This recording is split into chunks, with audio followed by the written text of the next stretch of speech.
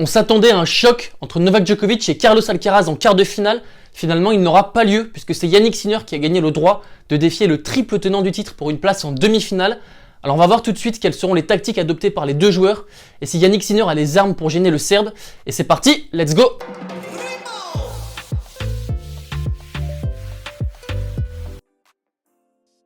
On va commencer tout de suite par le numéro 3 mondial et triple tenant du titre, Novak Djokovic, qui se qualifie pour son 13e quart de finale à Wimbledon en 17 participations.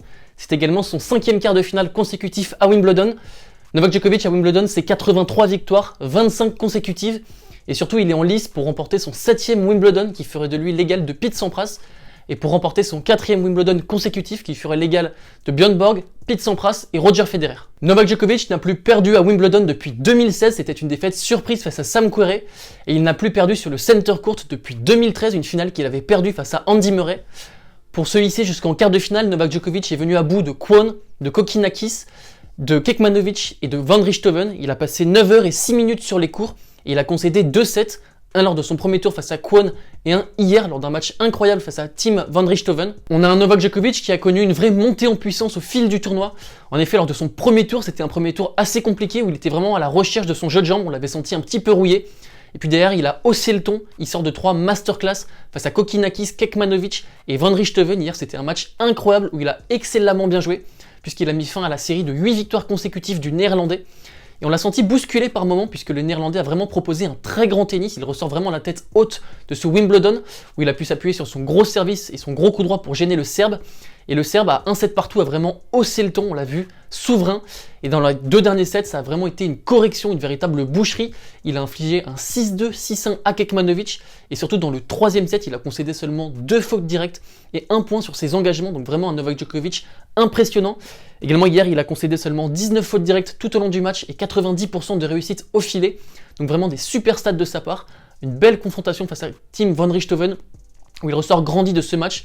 Et depuis le début du tournoi, Djokovic nous impressionne avec ses qualités de défense, vraiment, j'insiste, il est vraiment incroyable sur ce point de vue-là. Également, il retourne très bien, il retourne toujours aussi profond, toujours aussi long, et ça pourrait être une clé lors de son match face à Jannik Sinner. Donc vraiment, tous les voyants sont ouverts pour Novak Djokovic. Et puis de l'autre côté du filet, on aura le jeune italien Jannik Sinner, 10e mondial, qui est vraiment une belle surprise de cette édition de Wimbledon, puisqu'avant d'arriver sur le gazon londonien, il n'avait jamais remporté de match sur gazon, c'était 4 défaites en autant de matchs. Les défaites avaient eu lieu face à Jarry, Jack Draper, Fucsovics et Paul, donc autant dire que ce n'était vraiment pas sa surface. Et puis Jannik Sinner, avant d'arriver à Wimbledon, il réalisait une année plutôt moyenne. C'était seulement 31 victoires pour 9 défaites, avec au mieux un quart de finale à l'Open d'Australie, à Miami, à Monte-Carlo, à Rome et à Dubaï, donc c'était pas folichon pour la future pépite du tennis mondial qui a été distancée par Carlos Alcaraz, mais il a su se reprendre hier au cours d'un match incroyable. Pour se hisser en quart de finale, Jannik Sinner est venu à bout de Stan Wawrinka, de Michael Ymer, de John Isner et de Carlos Alcaraz.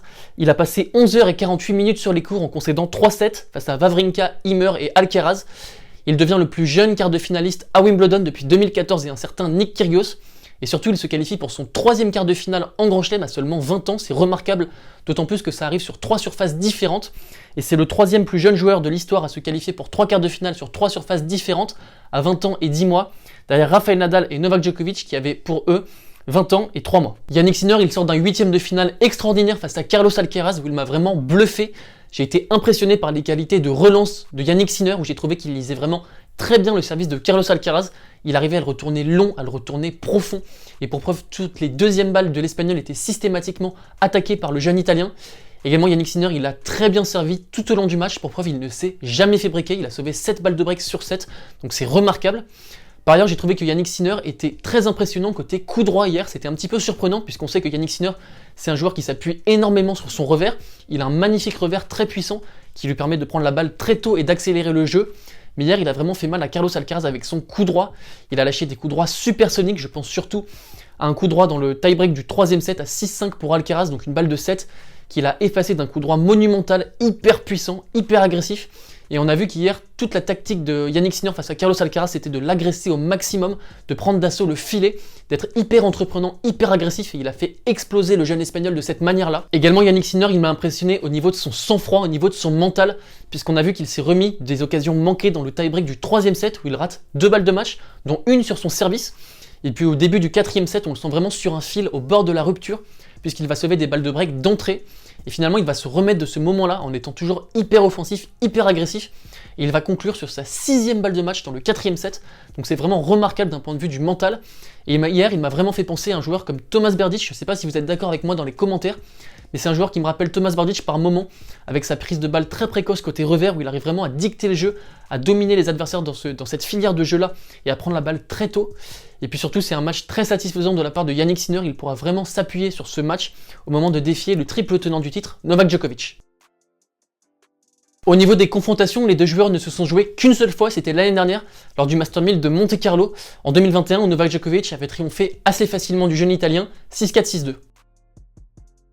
Pour espérer réaliser l'exploit face à Novak Djokovic, Jannik Sinner ne pourra pas s'appuyer sur des variations dans son jeu, tout simplement puisqu'il n'en dispose pas.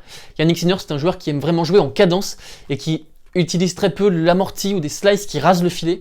Donc il devra vraiment proposer un tennis offensif, agressif pour dominer Novak Djokovic du fond du court. Également, il devra passer un haut pourcentage de première et pourquoi pas servir au corps comme on l'a vu faire face à John Isner, ça pourra être utile, surtout pour gêner au maximum Novak Djokovic, dont on connaît les qualités de relanceur. Également, Jannik Sinner, il devra être hyper agressif côté revers, prendre la balle très tôt et essayer vraiment de dominer la diagonale revers avant d'attaquer longue ligne avec son coup droit. Par ailleurs, il devra essayer de se ruer au filet au maximum possible. On voit que c'est quelque chose qu'il fait très peu depuis le début du tournoi. Il ne devra pas hésiter à être offensif, agressif et essayer de terminer les points au niveau du filet. Novak Djokovic, pour sa part, il devra bien sûr bien retourner profond dans les pieds de l'Italien pour essayer de le gêner au maximum et de le mettre en difficulté sur ses engagements. On voit que l'Italien s'appuie énormément sur son service depuis le début du tournoi. Et Novak Djokovic devra bien lire le service de Jannik Sinner.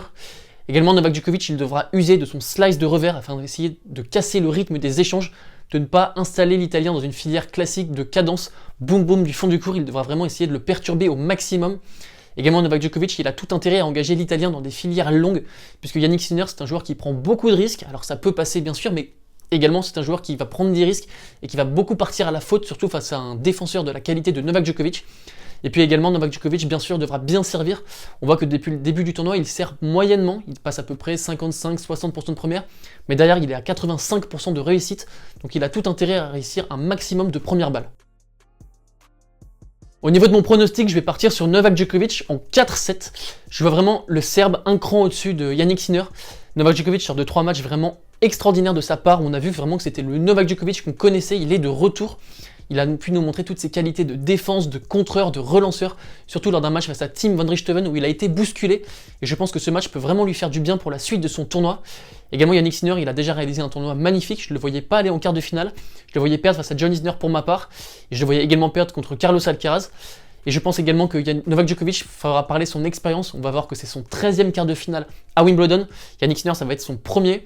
Je pense également que Jannik Sinner va beaucoup partir à la faute. Il va vraiment se frustrer à l'échange et tenter des coups très compliqués que Novak Djokovic saura remettre, puisque Novak Djokovic saura toujours faire jouer le coup de trop, le coup supplémentaire à l'Italien qui partira à la faute. Donc toutes ces raisons font que je vois davantage Novak Djokovic en 4-7. Et voilà les talkers, on arrive à la fin de ce petit preview, cette première affiche des quarts de finale. On connaît déjà une deuxième affiche, ça sera le match entre le Britannique Cameron Norrie et le Belge David Goffin, donc ça promet des super matchs pour ces quarts de finale. Je nous souhaite à tous de très beaux matchs, une très belle fin de tournoi. Et puis quant à nous, on va se retrouver sur la chaîne pour couvrir la fin du tournoi. Donc je vous embrasse, je vous fais des gros bisous et je vous dis à très vite. Ciao!